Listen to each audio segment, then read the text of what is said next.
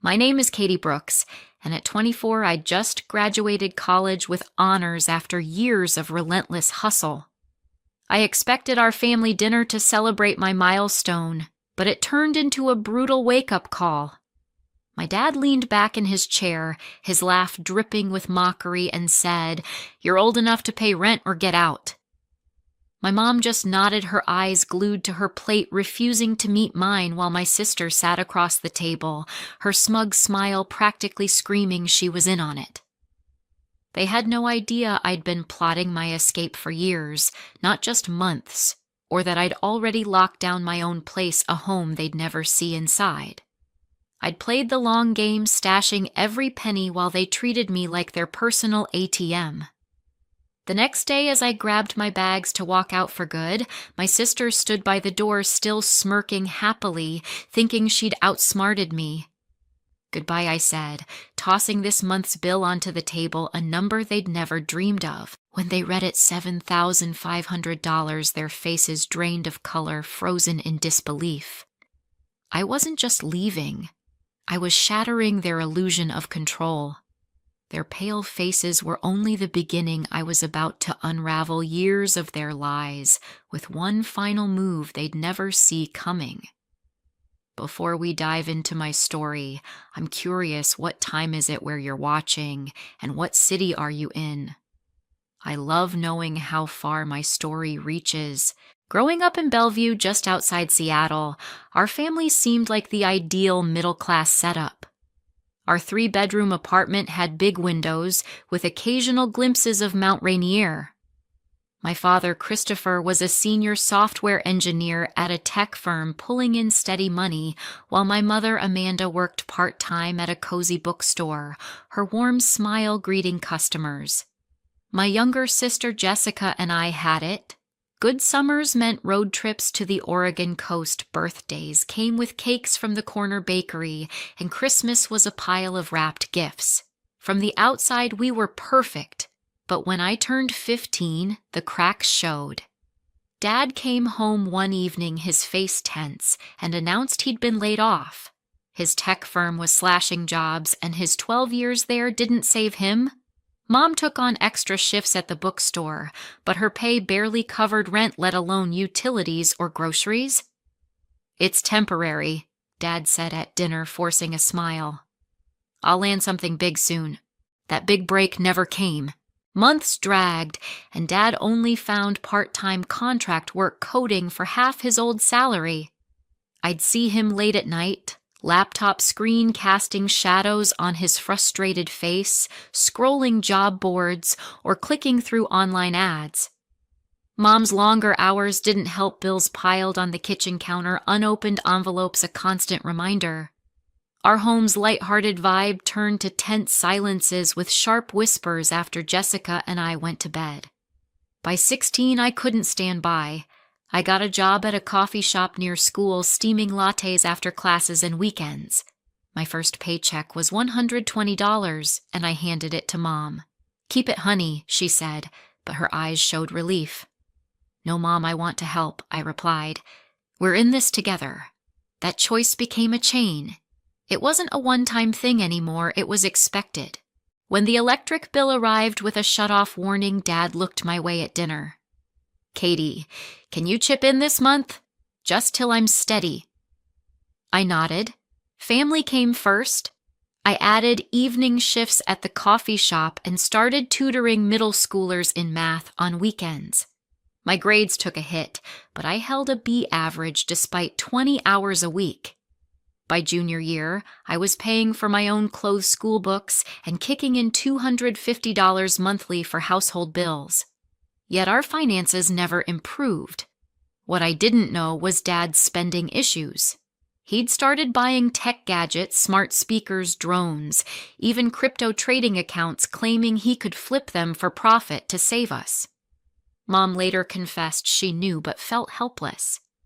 He says it's the last time she'd whisper, but new packages kept arriving, cluttering our tiny living room. Jessica, 3 years younger at 18, acted like nothing was wrong. While I worked late, she hung out with friends, her phone always flashing new apps or selfies in designer clothes. When she wanted a $400 smartwatch for her birthday, the money appeared. When I needed new work shoes, I paid myself. Your sister's just a kid, Mom said when I pointed out the unfairness. Let her have her fun. But Mom's words cut deeper. If you helped more, Katie, we wouldn't be so stressed, she'd snap, her voice heavy with blame. Once after I sent $300 for the water bill, she sighed. Other daughters do more without complaining. The guilt stung, but the real blow came when I found a receipt in the trash. Dad had used my tutoring cash to buy Jessica a $300 leather jacket. She wore it the next day, smirking, "Looks good, right?" Like she knew where the money came from. That's when I started documenting everything. I bought a small notebook, hid it in my room, and logged every dollar I gave, dates, amounts, what it was for. I noted every bill I paid, every time Mom asked for just a little more, every gadget Dad ordered, every luxury Jessica flaunted. I even jotted down Mom's guilt trips, like when she compared me to obedient daughters in other families who never questioned helping. I wasn't just helping anymore, I was being played. The resentment built with every entry, every dollar I handed over, while Jessica got new sneakers or concert tickets. I kept quiet, worked harder, but inside I was done being their fix. The unfairness was just starting to show its true face, and what I'd uncover in high school would make it impossible to keep swallowing the lies. By high school, the weight of my family's expectations had become a constant grind. I was 16, juggling coffee shop shifts and tutoring gigs, covering my own expenses, textbooks, bus passes, even prom tickets, while still sending $250 home each month for bills. My grades held steady, but free time was a myth. Meanwhile, Jessica at 13 floated through life untouched. She'd show up at school in new sneakers or with the latest phone, flaunting them, while I wore the same jacket for 2 years. One day I overheard her with friends at the mall laughing, "Katie's so cheap always in those thrift store clothes. Guess she loves being broke." Her words burned, but I kept quiet, adding them to my notebook of grievances, every slight and dollar tracked meticulously. I wasn't just helping anymore. I was fueling their denial, and Jessica's mockery made it personal. The unfairness grew sharper in senior year. I was 17, working nearly 30 hours a week when Mom called during a break. "Katie, the gas bill's overdue. Can you send $150? We're struggling."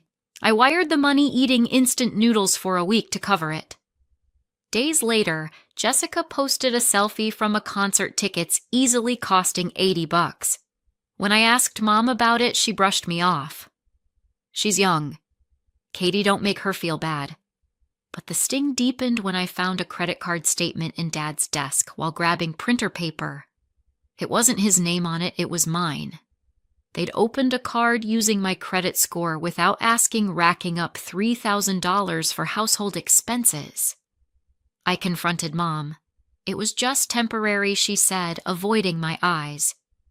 "You're helping the family, other daughters wouldn't complain." Her guilt trip hit hard, but the betrayal cut deeper.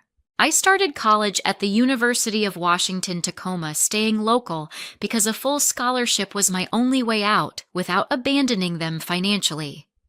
I moved into a dorm, but kept working coffee shop weekends, tutoring evenings, sending home $300 monthly. My days were a blur. 6 a.m. study sessions, classes, till 3 p.m. work till 9, then homework till midnight. Friends invited me to parties, but I'd decline for extra shifts. Spring breaks were skipped when the water bill loomed. I told myself it was temporary, graduate, get a job, things would stabilize. But Dad's spending didn't stop. Packages arrived weekly, smart thermostats, VR headsets, crypto trading subscriptions he swore would turn things around. Mom enabled it, saying, "He's trying to fix our future." Meanwhile, Jessica, now 16, kept up her taunts. At a family barbecue, she told cousins Katie's too stingy to chip in properly. "That's why we're tight." I overheard my face hot, but I bit my tongue, adding her words to my notebook. That's when I met Shannon, a financial advisor, at a campus workshop. I spilled everything: years of covering bills Mom's blame, Dad spending Jessica's entitlement, the credit card betrayal. Shannon listened, her expression grim. "You're carrying an adult burden while they exploit you," she said. "This won't stop unless you force it." She taught me budgeting, investing, and setting boundaries. "Your first loyalty is to yourself," she stressed. "You can't save others if you're drowning. We mapped a plan: keep sending money to avoid fights, but divert 20% of my earnings to a secret savings account. It started small, $50 a week, but it was mine." Shannon helped me research starter homes in up-and-coming Tacoma neighborhoods, affordable with my credit and future job prospects. I also learned the credit card debt could be disputed, but I held off, letting it fuel my resolve. By junior year, I was 20, and my secret account had grown to $8,000. I landed a paid internship at a marketing firm, impressed by my hustle, with a full-time offer waiting post-graduation. The resentment from high school, Jessica's mocks, Mom's guilt trips, Dad's lies, pushed me to plan beyond escape. I wasn't just leaving. I wanted to prove they'd underestimated me.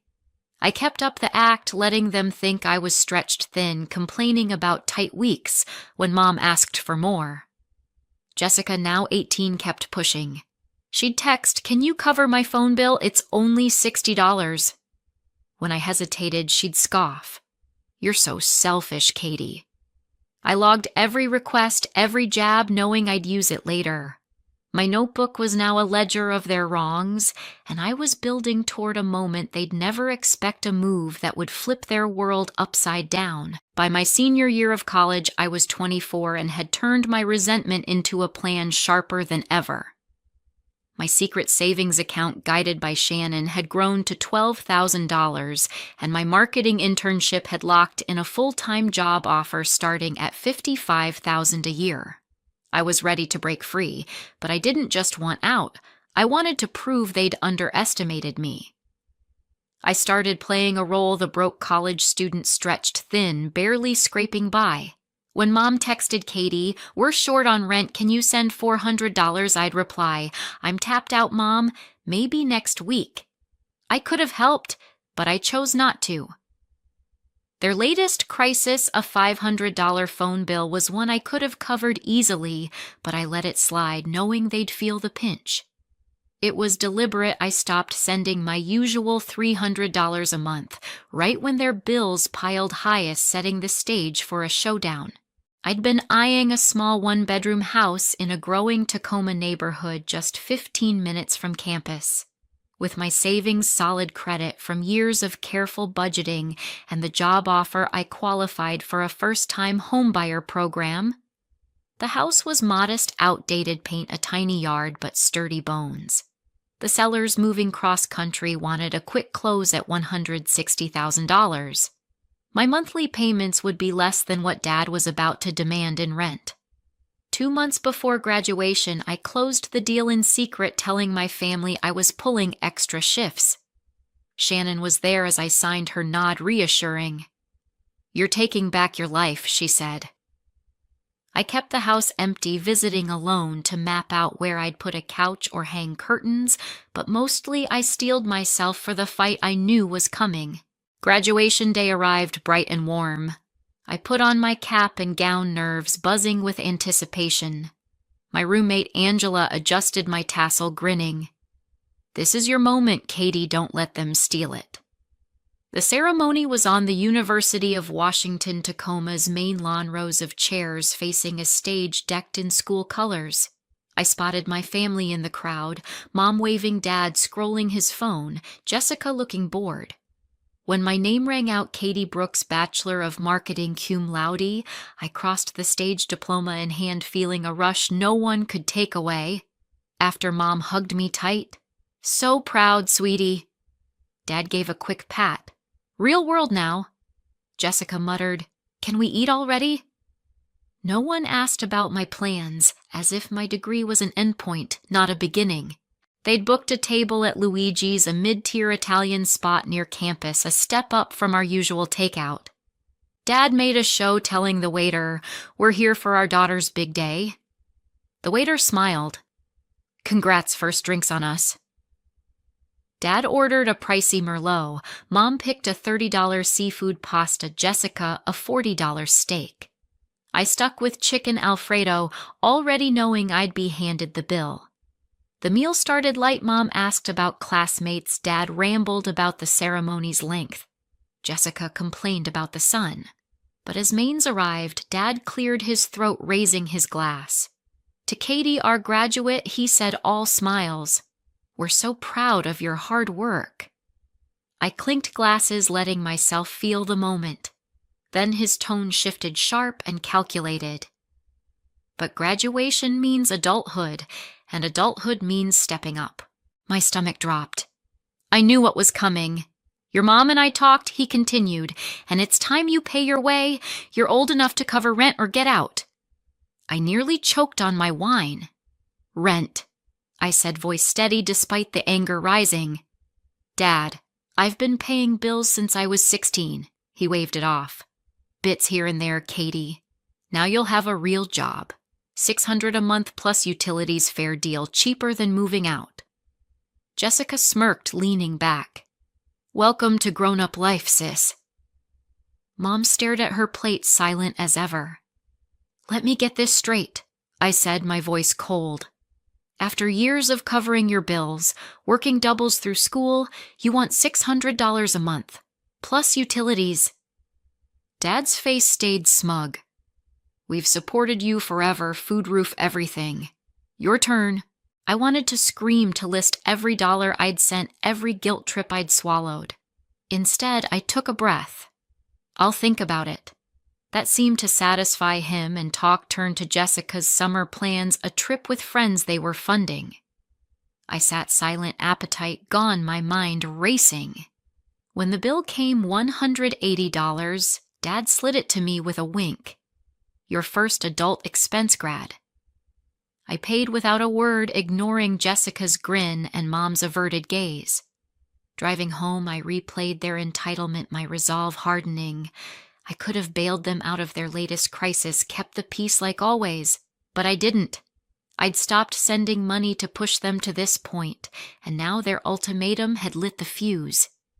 Tomorrow I'd walk out, and they'd face a truth they couldn't ignore.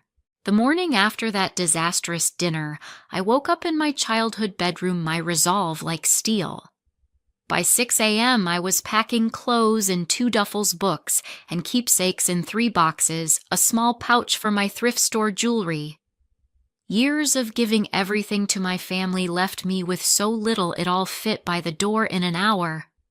I heard Mom's footsteps in the kitchen, the coffee maker humming. I carried the first duffel downstairs, and she looked up startled. "Katie, you're up early, coffee." "No thanks, Mom," I said, setting the bag by the front door. "I'm moving out today." Her cup froze midair. "What?" Because of Dad's words. "He didn't mean right now." "It's not just last night," I replied, heading back for another bag. "I've planned this for a while. It's time." She followed, voice shaky. "Where are you going? You don't have a place lined up." I smiled tightly. She had no idea I could plan without them. Dad woke to the noise, robe, loose hair, a mess. "What's going on?" he demanded. "Katie's moving," Mom said, wringing her hands. His eyes narrowed at the bags, anger flaring. "Over one conversation, this is dramatic." I grabbed a box of books. "It's not about last night, Dad. I start my job Monday, need to be settled." Settled where, he snapped, following me upstairs. "You can't afford a place yet." The irony of him lecturing me after years of draining my money almost made me laugh. "It's handled," I said, lifting another box. "I've been saving." His voice rose. "Saving. While helping us." I didn't answer, focusing on stacking my things. Jessica emerged, watching with a smirk, like she knew something I didn't. "Movers arrive at 9, I announced, checking my phone. Mom's voice was faint. "Movers, Katie? This is so sudden." Not to me, it was years of betrayal boiling over. They never imagined I'd have a life beyond their demands. The moving truck pulled up on time, 2 guys loading my stuff efficiently. I did a final sweep of my room, finding nothing left behind. As I turned to leave, Mom stood in the doorway. "I didn't realize you had so little," she said softly, almost seeing the imbalance for the first time. I nodded, brushing past. Downstairs, Dad was arguing with the movers about their parking. "Katie," he called. "What's this nonsense? I'm leaving now," I said. "I'll call in a few days." They followed me to my new Tacoma house, a modest 1-bedroom they didn't know I'd bought, the very place they'd eyed online for downsizing if things got tight. When they pulled up, their faces froze, recognizing the address. I let them in, blocking the doorway at first. "This is yours?" Dad asked, voice sharp, scanning the bare living room. "You bought this?" "Yes," I said, calm but firm. "How?" he demanded. "You gave us everything." "Not everything," I corrected. I opened my laptop, pulling up my ledger, years of documented abuse, every dollar sent, every bill paid, every guilt trip logged. "This month alone, I covered $7,500 in your bills," I said, pointing to the screen. "And that's just a fraction. I've given over $60,000 since I was 16. Mom gasped, hand to her mouth. Jessica's smirk vanished. Dad's face reddened. "You're exaggerating," he sputtered. "I have receipts," I said, clicking to bank statements. "Every transfer, every payment while you bought gadgets, Mom blamed me and Jessica got her luxuries." I paused, letting it sink in. "I could have stopped your latest crisis, paid the mortgage, kept the lights on, but I didn't. And this house, the one you wanted to move to, it's mine now." The silence was deafening. Mom tried her guilt trip. "Katie, how could you let us struggle? We're your family." I shook my head. "You used my credit, took my money, and called it help. I'm done." Jessica, desperate, tried to twist it. "You're selfish, Katie, hiding money while we suffered." She'd spread rumors to cousins, saying I'd ditched them, hoping to shame me back. It didn't work. "I'm not helping anymore," I said, voice steady. "You're facing foreclosure because of your choices, not mine. Dad's spending, Mom's enabling your lies. Jessica, it's over." Dad's voice cracked. "You can't abandon us." "I'm not abandoning," I replied. "I'm living my life, something you never let me do." I handed them an envelope with my new address for emergencies and a printout of my ledger. "Review this before you call me," I said, walking them to the door. Jessica's face was pale, Mom's eyes teary, Dad's jaw tight. As they left, I felt a rush of power and a pang of something else. Their world was about to collapse, and I'd made sure of it. 4 months after that confrontation at my Tacoma house, my life had transformed. My 1-bedroom home, once empty, now felt like mine, painted navy blue, with a second-hand couch and a small dining table where I'd sip morning coffee. My marketing job was a whirlwind of success. I'd landed a campaign lead role, earning a raise to $60,000 within weeks. Every paycheck was mine alone, a stark contrast to years of funneling money home. But the victory came with a cost. I'd severed all contact with my family, no calls, no texts, no trace. The silence was freeing but heavy, and the fallout from my stand was reshaping their world in ways that left me both triumphant and unsettled. Their Bellevue apartment was on the brink of foreclosure. Without my monthly $300, Dad's part-time coding gigs and Mom's bookstore wages couldn't cover the mortgage, especially after Dad blew another $1,000 on crypto trades chasing a big win. A cousin texted me that the bank had issued a final notice, 30 days to pay or lose everything. My savings could have bought them time, but I didn't budge. I'd carried them for years, and their lies. Dad's spending, Mom's guilt trips, Jessica's sabotage had burned that bridge. Jessica, now 22, was working shifts at a fast food joint, her first taste of real work. She'd vented online bitter, claiming I'd left them to sink while flaunting her old designer bags. Her resentment didn't faze me. It proved she'd never own her part. I'd started seeing Brandon, a graphic designer from work whose calm support grounded me. One night over pizza at my place, he leaned in, eyes serious. "Katie, you're killing it house job freedom," he said. "But cutting them off completely, was it worth losing your family forever?" His words stung, forcing me to question the cost of my revenge. My neighbor Tiffany Ward, a kind retiree who'd brought me brownies on move-in day, said something similar while we chatted in her garden. "You stood up for yourself, and that's strength," she said, her voice warm but cautious. "But you seem so alone now. Did you have to burn it all down?" Their challenges hit deep, validating my choice, but exposing the loneliness beneath. I was unstoppable, my house payments on track, my career soaring, my finances untouchable. But late at night, the quiet of my home felt hollow. I'd won no question. My family's lifestyle was gone. No more coastal vacations, no gadgets for Dad, no luxury hauls for Jessica. Their world had collapsed just as I'd intended. Yet lying awake, I wondered if the justice I'd claimed was worth the emptiness. I could have offered a budget plan like Shannon once suggested, or helped one last time with boundaries. Instead, I'd chosen dominance, letting their house slip away to prove my point. The power felt good, but the solitude didn't. Here's what I learned: self-protection must come before family loyalty, because love shouldn't mean bleeding yourself dry. I gave over $60,000, absorbed Mom's guilt trips, and endured Jessica's lies thinking it was duty. But enabling their choices only trapped me. My revenge freed me, but it left scars, ones I'm still navigating. I'd tell anyone watching, don't wait for resentment to build like I did. If you spot financial abuse, guilt trips, secret loans, unfair demands, draw the line early. Your life belongs to you, not their crises. I'm stronger now, but I question if winning meant losing too much. Thanks for listening to my story. Please like, subscribe, and share your own experiences in the comments. It helps knowing others get it.